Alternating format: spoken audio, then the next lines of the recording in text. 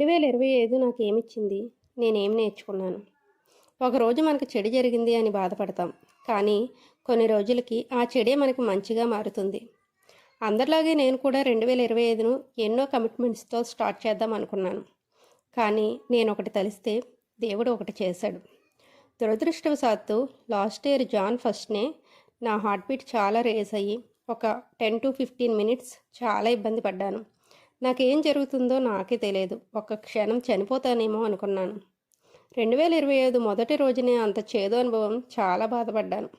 దగ్గర ఒక నెల పాటు కంటిన్యూస్గా హాస్పిటల్ చుట్టూ తిరిగితే ఫెబ్ 4న నాకు హార్ట్ సర్జరీ జరిగింది.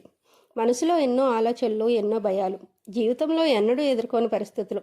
సగం సంవత్సరం మంచం మీదే గడిచింది.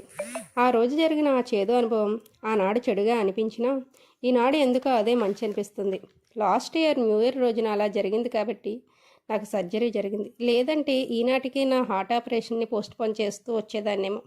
ఏదేమైనా 2025 నాకు చాలా మంచి చేసింది, ఎన్నో నేర్పించింది, నా జీవితంలో మర్చిపోలేని సంవత్సరంగా నిలిచింది.